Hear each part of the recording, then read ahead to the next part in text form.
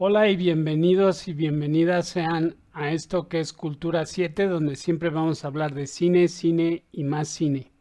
Hoy vamos a hablar acerca de cómo empezar una película o una historia cinematográfica. Generalmente hay tres tipos de inicios o maneras de empezar a contar una historia. Estas son las más comunes. Al primer tipo se le denomina ab ovo, que en latín significa desde el huevo, o ab inicio, que significa desde el principio. Este es el tipo de narración que empieza casi casi con el érase una vez y sigue la historia en un orden cronológico, narrando la sucesión de los hechos o eventos, partiendo de una situación que puede considerarse el principio. La narración empieza antes de que tenga lugar el incidente detonador o central y suele terminar con la resolución del conflicto. Al segundo se le denomina in medias res, que también es una expresión en latín que en este caso significa en medio de la acción o en pleno asunto. Es la técnica narrativa que empieza el relato por el medio, cuando la acción ya se ha puesto en marcha. Es un recurso que resulta muy atractivo y una forma muy astuta de incitar el interés, porque suele partir del incidente central y sitúa al espectador en pleno conflicto y crea una cierta intriga. Claro que luego, para que los espectadores entiendan qué es lo que los ha llevado hasta aquí, muchas veces resulta necesario contar los hechos pasados que han conducido al punto de origen del relato a través de flashbacks. Luego tenemos la tercera posibilidad, la de una narración in extremis, otra locución latina, en donde la historia empieza por el final o por el desenlace y termina en el principio. Entonces tenemos in extremis, in medias res y ab ovo o ab inicio. Ahora, estos son solamente tres tipos de inicios, pero se puede jugar mucho con los inicios o los principios y con la estructura narrativa en general de una película. Pulp Fiction, por ejemplo, apuesta por una estructura narrativa singular, formada por un prólogo, 3 episodios y un epílogo. Esta estructura no sigue el orden cronológico de los acontecimientos, sino que utiliza saltos temporales y elipsis narrativas. Memento, de Christopher Nolan, tiene una estructura narrativa no lineal muy fragmentada. La historia comienza con la muerte de Teddy, interpretado por Joe Pantoliano. A partir de ahí, la película va a ser una reconstrucción de los hechos que propiciaron el trágico suceso. Es una narración que imita la forma en la que piensa o recuerda las cosas nuestro protagonista, Leonard Shelby, interpretado por Guy Pearce, quien tras sufrir un golpe sufre un trauma cerebral que le causa amnesia anterrógrada, un tipo de pérdida de memoria donde los nuevos acontecimientos no se guardan en la memoria a largo plazo. Una de las mayores peculiaridades de amnesia o de memento reside en su línea temporal, contada mediante constantes analepsis o flashbacks y prolepsis o flash forwards, mostrando según avanza la película las causas de lo ya visto, en lugar de sus consecuencias. Entre estas hay escenas en blanco y negro que progresan en orden normal, pero intercaladas en la historia. Luego, al llegar al final de la película, se unen. El laberinto del fauno de Guillermo del Toro tiene una estructura circular en la que se unen dos mundos: el mundo ordinario, entre comillas, de la España de 1944, y el extraordinario, imaginado o no.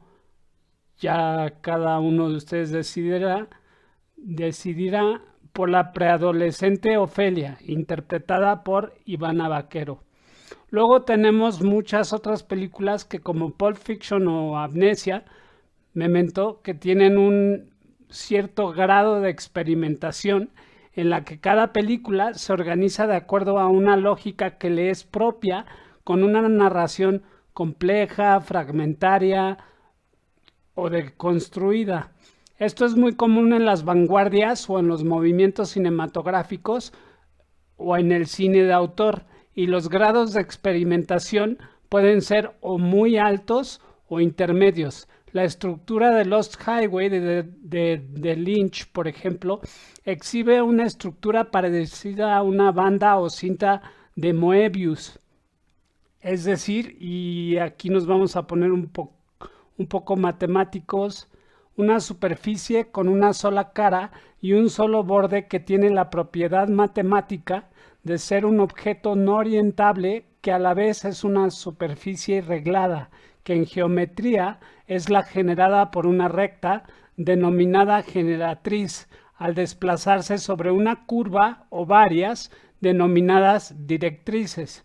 Y la estructura de Lost Highway es un poco así. Cuando está a punto de finalizar, da un salto y se integra de nuevo al principio. ¿De qué manera? Al inicio, Fred Madison, interpretado por Bill Pullman, se encuentra dentro de su casa, alguien llama por el interfón y le comenta: Dick Laurent está muerto. Y pasando ahora a Stanley Kubrick, por ejemplo, la estructura narrativa en las películas Cara de Guerra o Full Metal Jacket y Barry Lyndon, respectivamente, se encuentran divididas en dos actos. En Cara de Guerra, el primer acto es lo que ocurre en el campo de entrenamiento y el segundo es cuando están ya en Vietnam, y en Barry Lyndon es la historia de... El primer acto es la historia de Redmond Barry antes de que conoce a Lady Lyndon, y el segundo es cuando la conoce y se convierte en Barry Lyndon y todo lo que le sucede después. Y con todo y esto que se menciona, cada uno de los dos actos de Barry Lyndon o de Cara de Guerra tienen su propio principio, desenlace y final. El primer acto de Full Metal Jacket, por ejemplo, empieza con los que van a ser entrenados para ser soldados en el bootcamp o campo de entrenamiento, siendo rapados, y luego todos en fila en los cuarteles en los que duermen, recibiendo la bienvenida, entre comillas, del sargento Hartman, brillantemente interpretado por R. Lee Ermey, y digo entre comillas porque, como recordarán, su bienvenida no es nada agradable ni amistosa, sino todo lo contrario. Y el primer acto de Barry Lyndon empieza con la muerte de Redmond Barry en un duelo. Ahora, para principios con un alto grado de experimentación, recordemos principios como el de Persona del cineasta sueco Ingmar Bergman. Pero bueno, dentro del esquema más mainstream o menos experimental, los tres tipos de inicios son esos: ab ovo o ab inicio, in media res o in extremis, y no por eso no pueden estar llenos de simbolismo y de subtexto, como es el caso del principio del silencio de los inocentes de Jonathan Demme, o llamativos ya sea por la narración de la voz en off de uno de los personajes junto con la acción, como ocurre en películas como o puede ser en negros,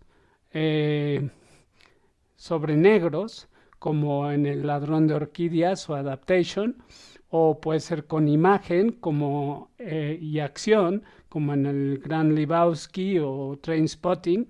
También un principio como el de Scream de Wes Craven, una especie de película cortita que nos mete en el mundo metaslasher y establece un poco las reglas de lo que puede llegar a ocurrir dentro del pequeño pueblo ficticio de Woodsboro, California.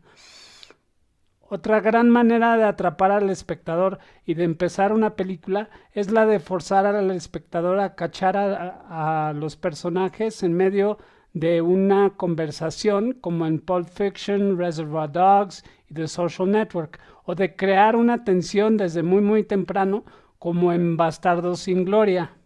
También es una gran manera de empezar esta.